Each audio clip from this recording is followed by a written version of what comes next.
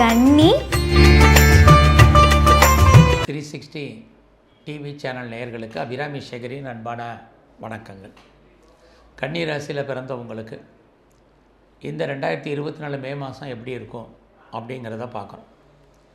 அப்படி பார்க்குற போது இந்த மாதத்தினுடைய பெரிய மாற்றம் குரு பகவானுடைய பயிற்சி இந்த மாதம் இருக்குது. உங்களுக்கு தெரியும், 1ஆம் தேதி.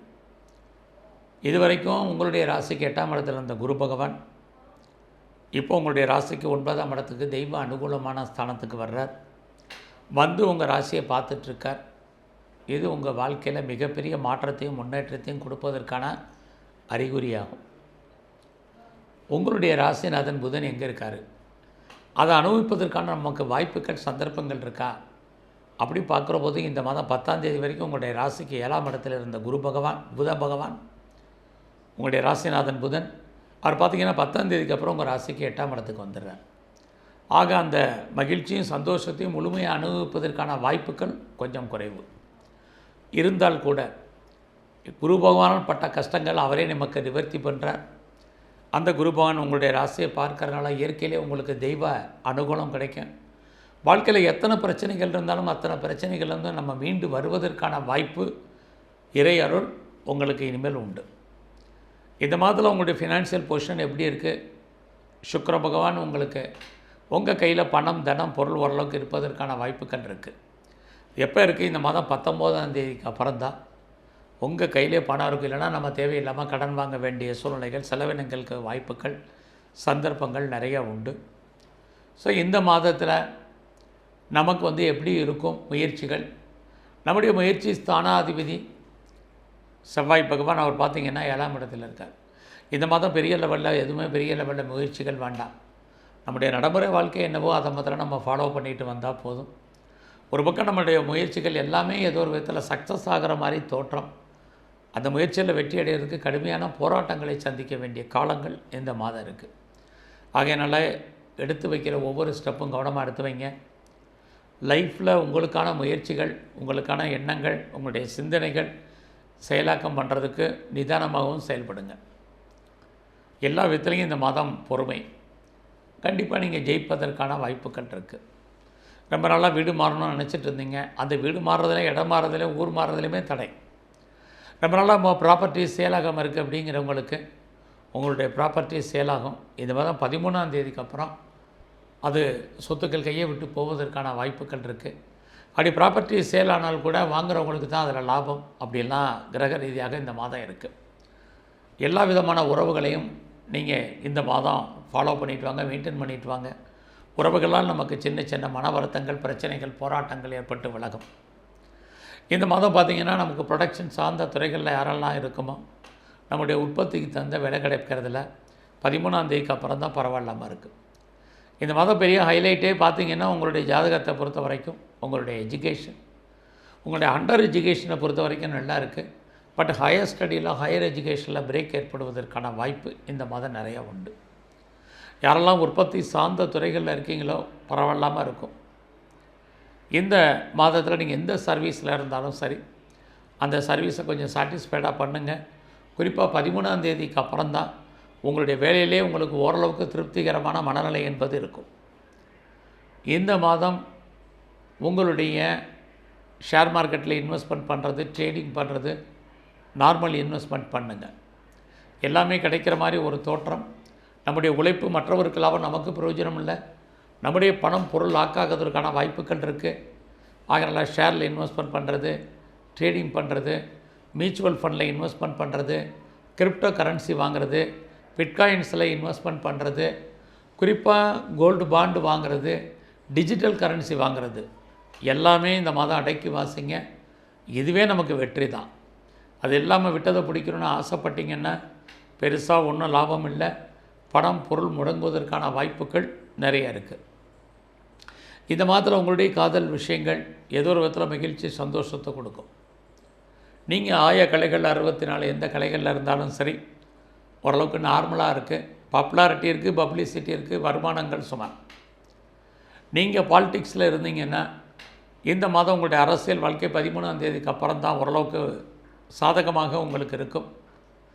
ஆக இந்த மாதத்தில் உங்களுடைய ப்ரொஃபஷன் எப்படி இருக்குது, ஜாப் எப்படி இருக்குதுன்னு பார்க்குறோம், கரியர் எப்படி இருக்குதுன்னு பார்க்குறோம்.